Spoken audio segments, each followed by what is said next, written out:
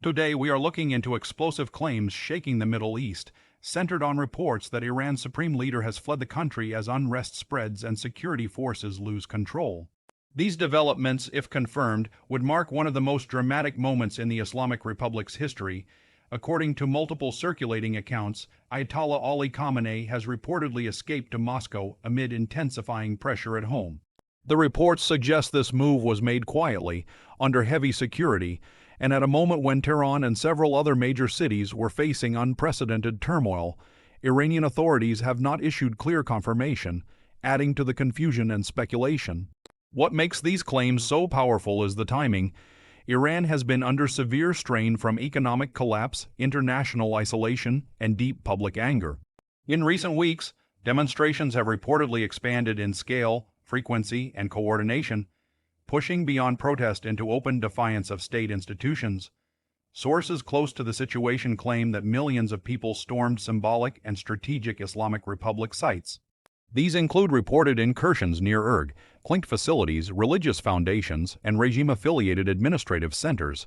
Such actions suggest a shift from spontaneous protest to organized mass action. At the same time, there are claims that units began withdrawing from certain areas. In some cities, residents reported security forces abandoning checkpoints or melting away as crowds grew. Whether this represents tactical redeployment or a deeper breakdown in command remains unclear. The idea that forces might flee is especially significant. For decades, the Islamic Revolutionary Guard Corps has been the backbone of regime survival. It has crushed protests, enforced internal control, and projected Iranian power abroad. Any sign of hesitation or retreat would signal a profound crisis.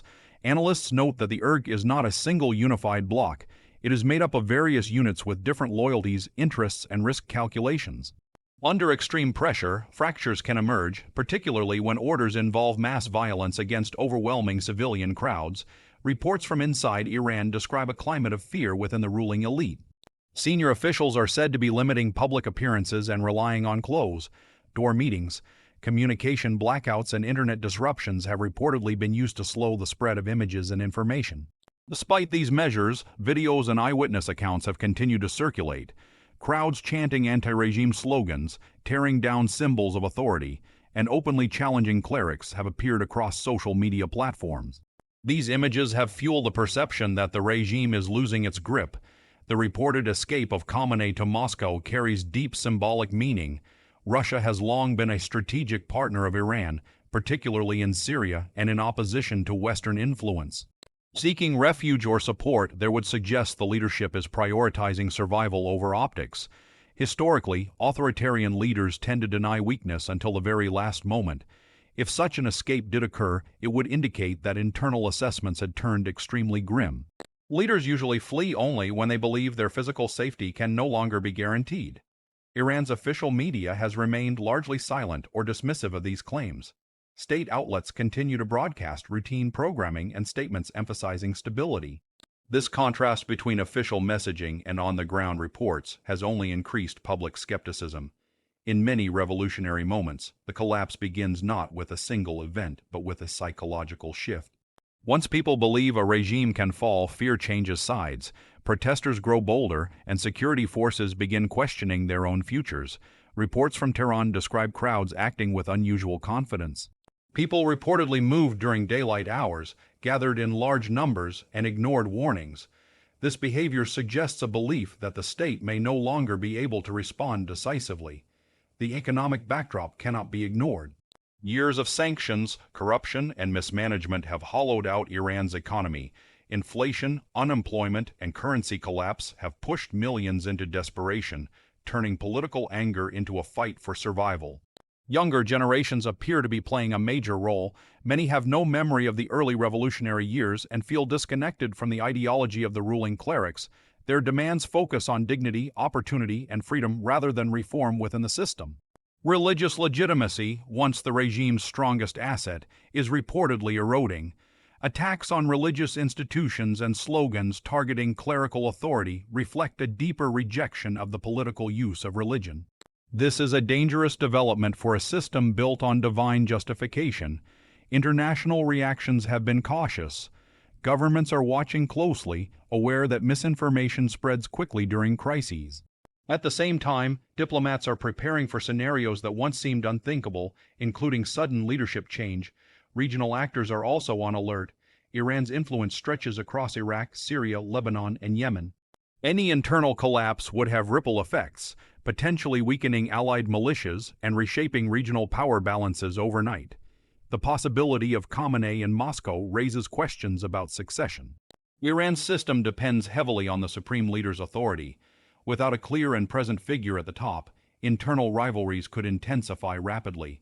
Some reports suggest emergency discussions are underway within elite circles about interim arrangements. Others claim hardliners are pushing for even harsher crackdowns. This tension could determine whether the situation de-escalates or explodes further. For ordinary Iranians, the moment is filled with both hope and fear.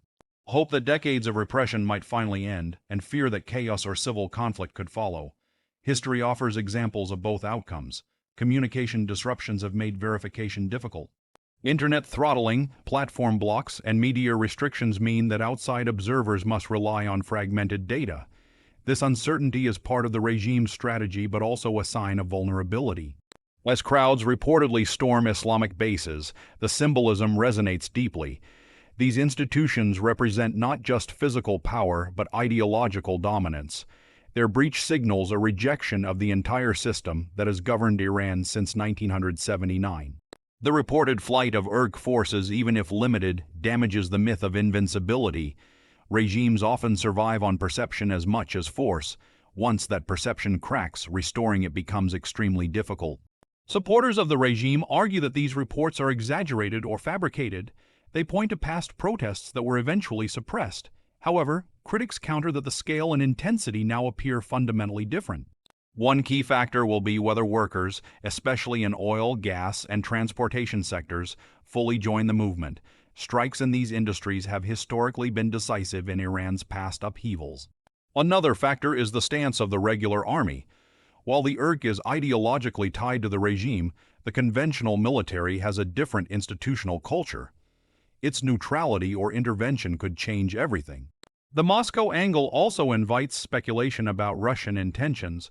Would Russia provide protection, mediation, or leverage the situation for its own strategic gain? Moscow's silence so far leaves these questions open. Iranian exiles and opposition groups abroad have reacted with intense interest.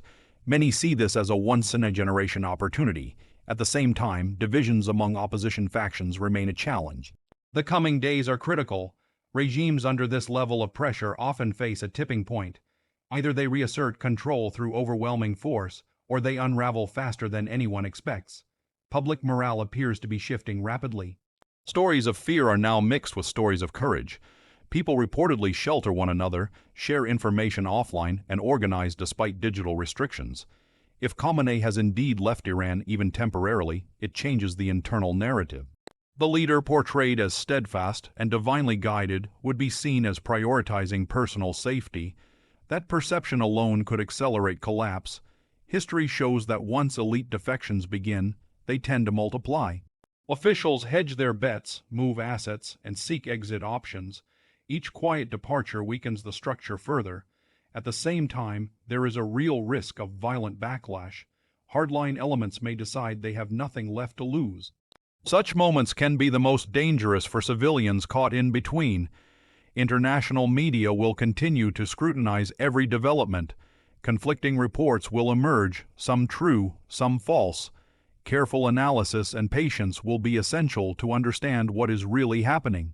What is clear is that Iran is experiencing one of the most intense periods of internal stress in its modern history. The combination of mass protest, elite uncertainty, and security force hesitation is rare. Whether this moment leads to systemic change or brutal repression remains uncertain, but the scale of the challenge facing the Islamic Republic appears far greater than in previous crises. As events unfold, the world is watching closely. Future of Iran, and potentially the balance of power across the Middle East, may be shaped by what happens next. We will continue to follow this story carefully, separating confirmed facts from claims, and bringing you updates as more reliable information becomes available. Stay informed, stay critical, and stay tuned for further developments.